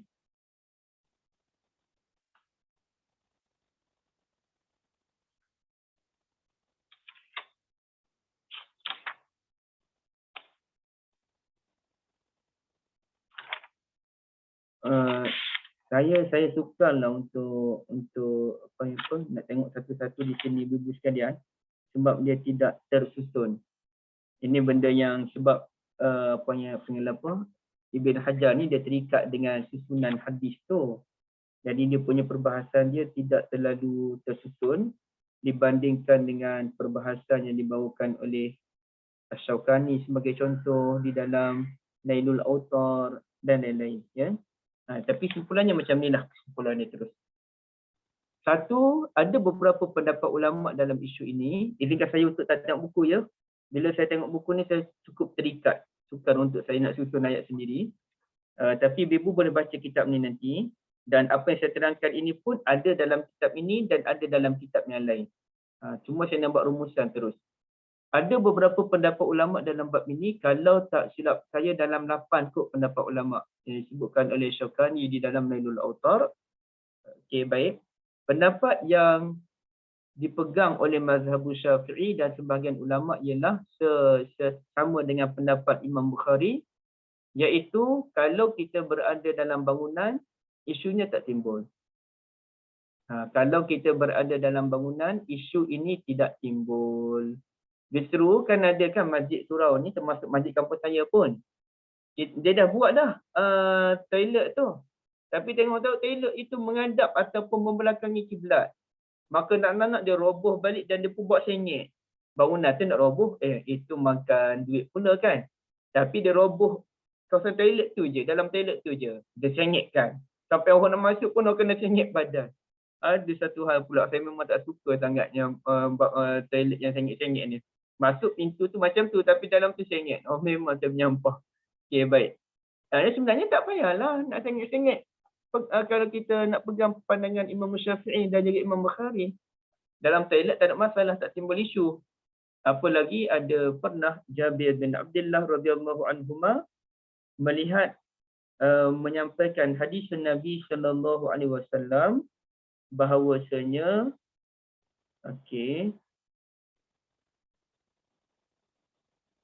Itu daripada Jabir ni kat mana nak tengok ya. Tapi kalau buku ibu muka surat 62, perenggan kedua dari atas, Jabir sendiri tengok Nabi SAW pernah membuang air kecil menghadap ke arah kiblah. Tapi jangan faham Jabir tengok keseluruhan tubuh badan Nabi SAW tu, tak. Dulu kan mereka kan buat air kecil di tempat-tempat yang tersembunyi. Tak ada toilet macam kita sekarang, toilet awam tu banyak kan. Jadi mereka duduk tempat tersembunyi, tak nampak fizikal Nabi tu tapi nampak kepala Nabi.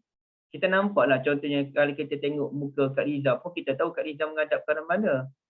Walau maksudnya kalau duduk depan lah, duduk visual macam ni memang tak nampak. Saya pergi rumah Kak Liza, jumpa Kak Liza, saya nampaklah Kak Liza ni menghadap ke arah kiblat ke tak menghadap ke arah kiblat, menghadap muka je. Begitulah sahabat Nabi ni, dia tengok muka Nabi tu menghadap ke arah kiblat sambil membuang air kecil. Itu saja. Yang lain dia tak nampak apa pun. Maka Jabir kata, Nabi pernah buang air kecil menghadap ke arah kiblat. Maka ada ulama dia kata macam ni. Ibn Umar pula, satu masa dia pergi ke rumah kakak dia, Hafsah binti Umar, dan Nabi kan Nabi Ibn Umar. Maka Ibn Umar ni dia naik ke atas bumbung.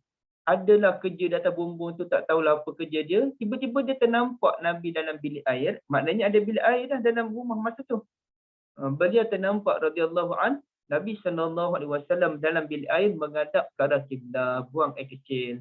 Maknanya nampak kepala Nabi menghadap ke arah kiblah. Maka dia pun kata Nabi menghadap ke arah kiblah.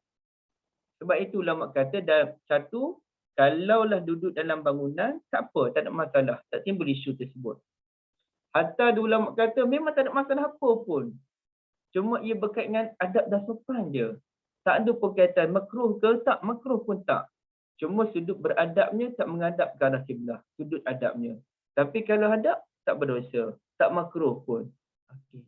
Ada ulama kata makruh, tapi tidak haram. Ada ulama kata tak boleh tu kalau ikut pandangan yang tadi, tak boleh tu hanya di tempat lapang. Tapi ada ulama yang paling keras pandangan, paling tegas. Paling tegas pandangan, langsung tak boleh, sama ada di tempat yang lapang ataupun di tempat dalam bangunan, menghadap dan membelakangi kiblah, langsung tidak boleh. Dan itu kemungkinan pendapat Abu Ayyub Al-Ansari. Abu Ayyub Al-Ansari. Jumpa Ibu Balkis, dah jumpa dah hadis dia. Nabi membelakangi kiblah menghadap ke arah Syam. Syam tu Baitul Maqdis. Syam tu Baitul Maqdis katanya. Membelakangi kiblah, hadap ke Baitul Maqdis. Jadi di sini ibu-ibu yang dirahmati Allah, kita dapat memahami, terdapat pelbagai pandangan ulama. Kalau saya sendiri secara peribadi, saya melihat isu ni lebih kepada adab dan sopan. Tapi untuk lebih selamat, kita pegang saja pandangan, tidak boleh itu di tempat yang terbuka. Tapi di tempat terbuka ni, maaf, bukan dalam bangunan lah ceritanya. Tapi kalau kita berada dalam bangunan, maka tidak timbul isu. Dan sekarang ni pun kita payah kalau orang pergi camping ke apa, mana tahu tu arah kiblat kan, kita tak tahu. Orang Arab dulu mereka di Panapasi, mereka nampak matahari apa tu, mereka tahu baca dia macam mana. Jadi kita yang tak tahu menahu ni takkanlah nak pergi check dulu kompas mana kiblat tak kiblat, itu menjelitkan. Itu diberikan kemaafan. Tapi kalau kita tahu mana arah kiblat, maka janganlah kita menghadap ke arah kiblat dalam keadaan di tempat yang lapang. Dalam bangunan insya-Allah tidak ada masalah. Walaupun sebaik-baiknya janganlah menghadap kiblat. Sebaik-baiknya walaupun dalam bangunan. Setting toilet tu dari awal lagi tak menghadap kiblat. Tapi kalau tiba-tiba dah buat, kita beli rumah orang. Contoh kat Syedah, beli rumah tu dah siap. Macam itulah toilet dia. Tak payahlah nak labur lagi duit RM10,000 untuk betulkan toilet tu. Itu menyusahkan kita. Biarkanlah. Tidak ada masalah pun. Wallahu a'lam. Kita berhenti di sini. Saya serahkan balik pada Kak Liza. Alhamdulillah. Ada siapa-siapa nak tanya soalan kat Ustaz ke? Tanya soalan. Ustaz, ada nasihat lah daripada setengah pihak ni kan, dia menasihatkan kita kalau nak buat toilet tu kena buat keluar sikit pada rumah. Maksudnya jangan ada toilet dalam rumah kita. Sebenarnya dia next building lah, maksudnya dia tak toilet tu bukan di dalam rumah kita. Boleh ke macam tu, Ustaz? Ada pada pandangan daripada segi pandangan kita, daripada segi orang kata hukum hakam kan, kenapa kita kena, maksudnya dia tak menggalakkan toilet tu ada dalam rumah, dia suruh kita toilet tu ada di luar rumah. Kenapa?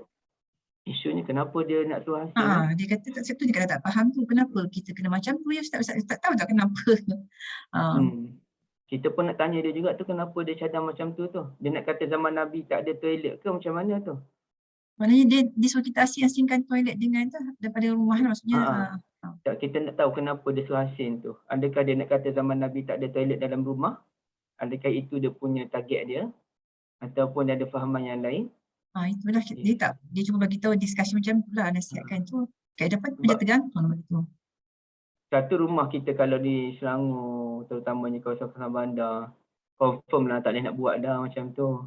Bukan macam rumah kat kampung yang tanah luas. Kita nak buat toilet, 3, 4, 5 toilet kat luar pun boleh lagi. Kalau sedang rumah kampung kan. Ya. Tak, sebab kan ustaz-ustaz yang dulu-dululah dia cakap kalau toilet dalam rumah tu tempat tu kotor, tempat syaitan, dia kata duduk. Cakap macam tu. Tapi bila kalau ramai nak buat macam mana kan, mana boleh dah. Rumah kampung lah. Kalau kita tak toilet kat luar, satu kita takut juga nak pergi toilet malam-malam. Gelap. Yang kedua, bila toilet kat luar lagi mendedahkan aurat. Kaum ibu yang pergi ke toilet kat luar, orang boleh nampak. Toilet dalam rumah ni lebih terkawal. Apalagi pada zaman sekarang di dunia yang moden ni, bukanlah moden sangat pun, ceritanya perkembangan dunia sekarang ni, setiap bilik ada toilet. Rumah kami tak nak, tapi ceritanya kita tengok beberapa rumah orang tu, setiap bilik ada toilet lagi. Siap kalau kita campaign, kita tengok rumah-rumah ni, 5 bilik dan 4 bilik air. Biasanya 4 bilik tidur, 5 bilik air. Maknanya setiap bilik tu ada toilet, ada lagi toilet kat luar untuk tetamu pula. Jadi begitu. Jadi untuk kita kata asing tu, ini cerita zaman dulu boleh lah. Perkembangan tu dulu. Lagipun Ustaz, segala bahan kumuhan kita tu bukan duduk dalam rumah tu dah, dia masuk loji. Kita macam orang dulu-dulu. Ini kita semua masuk loji. Jadi memang tak ada apa sisa lah dekat situ sebenarnya. Dia dah masuk pipe terus pergi manhole. Bahkan orang yang menjaga kebersihan bersih lagi toilet dia, tak ada apa pun kan. Dan panggil apa, yang penting jaga kebersihan. Saya ingat ada seorang haji tu duduk mari nak berdebat lah ceritanya, tapi dia berujar cara baik lah. Saya kata benda tu Nabi tak buat, Tuan Haji. Dia kata kalau nak kira Nabi tak buat, kita tak payahlah duk tengok-tengok jam apa benda ni, jam untuk tertanda waktu apa benda. Saya apa benda yang Tuan Haji melaluk ni? Saya geram sangat masa tu, saya balas balik, tapi balas dengan lembut lah. Ya, Tuan Haji, yang ini jam ni kemajuan teknologi. Ada orang mau bincang kalau kalian ikut Nabi dia naik unta, naik kuda tu, itu orang tak cerdik je bincang benda tu. Saya tak kata macam tu kepada Tuan Haji ya. Mana ada orang mau bincang kemajuan tu sebagai bid'ah. Bid'ah ni ialah satu amalan. Bila benda tu berkait dengan amalan, barulah jadi bid'ah. Okey. Ada orang kata asalkan benda tu baik, buat je lah. Kalau semua benda baik pada akal boleh dibuat, jadi bid'ah tu apa dia? Yang Nabi dia kata lawan bid'ah, lawan bid'ah, lawan bid'ah tu. Bid'ah tu apa dia? Sebab semua benda tu baik mengikut akal masing-masing. Mengikut Mu'tazilah benda ni baik, mengikut Khawarij benda ni baik, mengikut Ahlul Ahwa benda ni baik. Jadi apa definisi bid'ah kalau begitu? Bid'ah ni nak tak nak mesti amalan tambahan, ibadah tambahan. Tapi disandarkan kepada agama. Okey. Jadi dalam kes toilet ini kemajuan. Dia sama dengan hadis Nabi. Jangan kita menakut-nakutkan orang. Tuan-tuan, kiamat ni teruk dah kita ni. Kita duk bina bangunan tinggi-tinggi, rumah flat tinggi-tinggi. Ni semua ni benda tanda-tanda buruk kiamat. Sebab Nabi sebut dah tanda kiamat, bahawasanya wa antaral hufatal uratal 'allah yatatawaluna fil bunyan. Kamu akan tengok orang sekian berlumba-lumba meninggikan bangunan. Sedangkan meninggikan bangunan itu bukan tanda buruk kiamat. Itu tanda kiamat makin hampir, tapi ia melibatkan tanda-tanda kemajuan.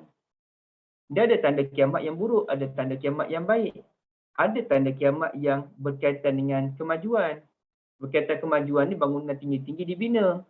Tanda yang buruk ini maksiat yang bermaharajalela. Tapi tanda baik pun ada. Antara tanda baiknya ialah umat Islam mula membina kekuatan mereka, kekuatan negara mereka, kekuatan pendidikan mereka yang membolehkan Imam Mahdi lahir, pemimpin yang berkualiti lahir untuk menekan Dajjal suatu masa nanti. Itu tanda baik. Nabi Isa turun itu tanda yang baik, tanda positif, bukan tanda buruk. Cuma ia termasuk tanda kiamat. Jadi kita kena clear lah benda ni. Allah Akbar. Orang macam tak bersengat dalam kiamat Ustaz. Itu sebab jadi apa digembar-gemburkan macam kiamat macam sesuatu yang menggerunkan. Jadi dia bila dia buat macam tu orang lebih berhati-hati kot, orang lebih jadi hamba Allah yang bertakwa lah kot, sebenarnya kat Allah ke macam tu lah kot. Sebab dia highlightkan peristiwa kiamat tu Ustaz, ada rasa macam tu kot.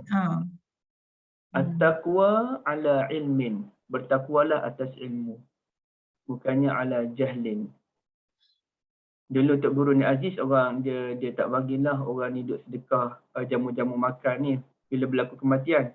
Orang tanya Tok Guru, itu kan satu kebajikan kita sedekah.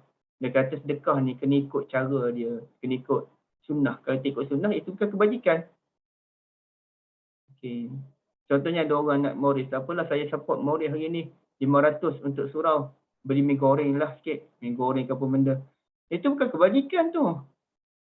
Itu bukan kebajikan. Itu merosakkan kesihatan tu. Menggemukkan orang Ustaz. Ya? Menggemukkan orang malam-malam makan lagi.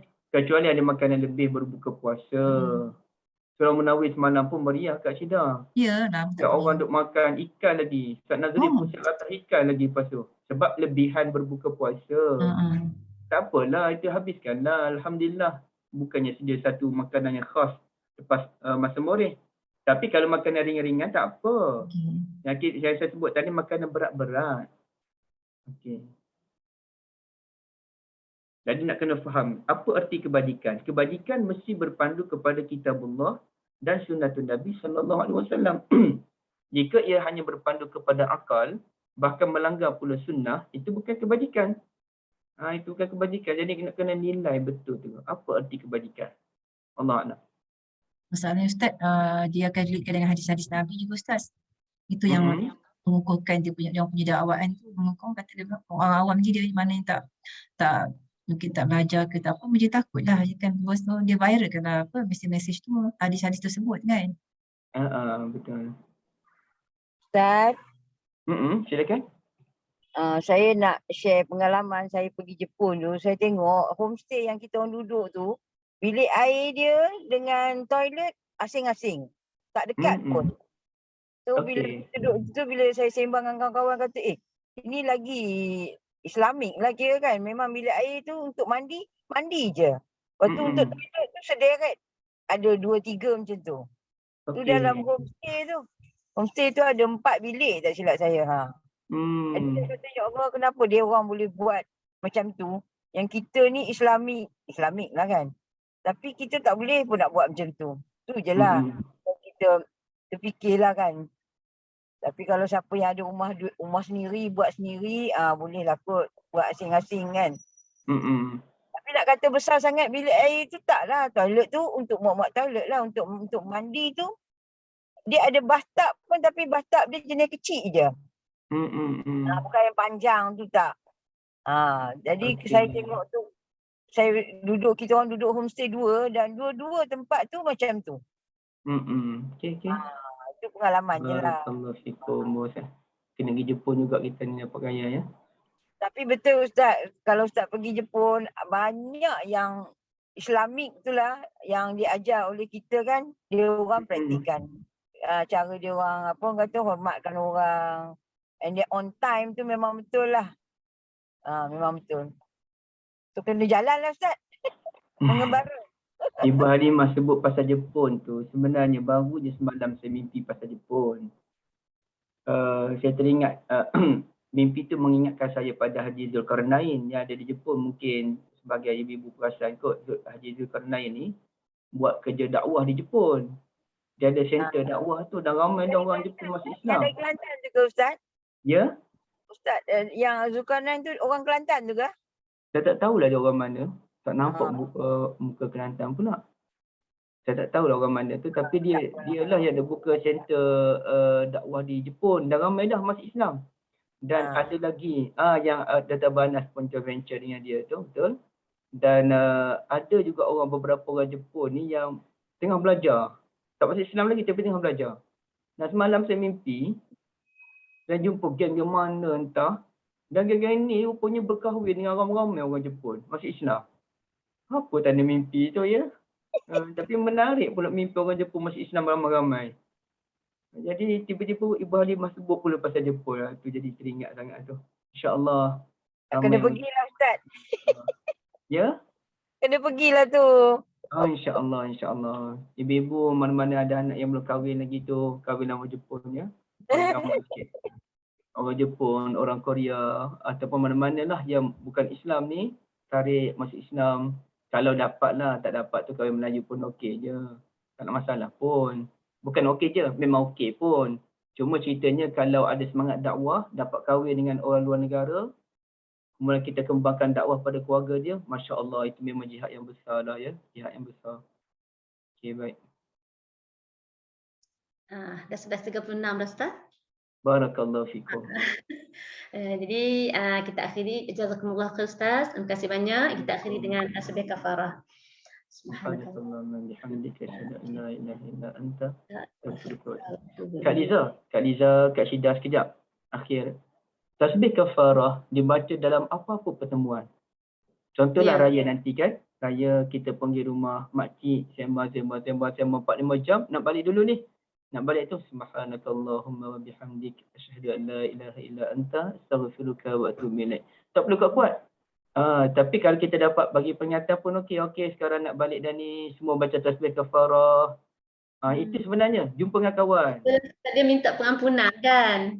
Yes. Dia apa saja pertemuan yang kita banyak sembang, terutamanya melibatkan sembang lah. Kita minta ampun kepada Allah. Kalau memang dalam sembang kita tu baik je macam kali ni, insya-Allah semuanya baik, kita dicap mendapat kebaikan. Tapi kalau kita ada kesilapan sedikit sebanyak termasuk kesilapan ilmiah, kita mohon ampun kepada Allah Azza wa Jalla. Allah, terima kasih banyak. Terima kasih Ustaz. Alhamdulillah. Sallallahu ala nabiyyina Muhammad wa ala alihi washabihi ajma'in. Walhamdulillahirabbil alamin. Wassalamualaikum warahmatullahi wabarakatuh. Terima kasih semua. Terima kasih Ustaz. Okey. So insyaAllah besok kita dengan Ustaz Syahmi pula. Sahabat dengan Al-Quran. So, tak habis lagi ke Ustaz Yusof? Habis dah Ustaz Yusof sejam je. Dah habis dah. Esok saya kena minta Ustaz Yusof bagi Syahira jadi co-host. Tadi dia bawa saya co-host, saya tak sempat. Saya tak tengok, saya takut kan Ustaz Zul tak tanya soalan, kita tak boleh tengok telefon lain. Sama lah tu. Tadi saya nampak Liza ada kat situ kan? Dekat Ustaz. Ada, sebab awal-awal tu kan pukul 9.30 jadi sempatlah dengar dulu. Tapi tak live lah, tapi tak boleh nak tengok lah sebab tengok kat sini ya kan Ustaz Zul. Tak boleh jawab pula. Saya yang tu bagi kat suami. Suami nak yang Ustaz tu. Lagi dengar rakaman lah. Saya lagi dengar rakaman lah. Best tajuk je pun. Sorry lah tadi terkeluar sekejap. Rupanya bateri tiba-tiba tu. Dah mati tak pasang. Dah pasang. Tak on. Tuan Balkis tanya Ustaz mana ni? Ustaz refer buku apa ni? Tuan Balkis tanya soalan apa? Ustaz Yusof pun. Ustaz Yusof nota sendiri. Ustaz ni lah. Ustaz Khairi ni. Oh ni kitab Fathul Bari bab wudu. Ustaz pasal apa? Fathul Bari. Pasal Ni kompleks tak? Fathul Bari. dekat Balkis. Okey. Terima kasih. Sama. Terima kasih banyak ya. Sama. Jumpa lagi ya esok pula sesi seterusnya. Orang tak ramai sangat sebab mungkin ada kawan tadarus di masjid-masjid ya. Banyak kuliah pun, banyak kelas ni, tadarus pun ada agaknya. Tadarus pun ada kan. So, Saya pun join lepas tadarus kat masjid tadi. Saya duk tunggu Puan Balkis mana ni nak tolong nak tolong kopi ni. Sampai habis saya tak sempat nak cari dah, sambil cari nak tengok ustaz tak boleh. Tiap pagi memang ada tadarus bulan puasa ni. di mana kan tu Kak Balkis? Masjid mana Kak Balkis? Masjid mana? Kampung Melayu, Batu 16. Oh bukan bukan Nur Iman ya? Bukan. Sebab macam grup saya memang buat sekali dengan tadabbur lah. Baguslah tu. Okey. Alhamdulillah. Okey, insya-Allah kita jumpa esok Okay, selamat puasa. Dengan Ustaz Syamil pada pagi insya-Allah. Assalamualaikum. So saya akan sesi pagi ni dengan lepas Assalamualaikum warahmatullahi wabarakatuh. Terima kasih Liza. Waalaikumsalam warahmatullahi wabarakatuh. Assalamualaikum.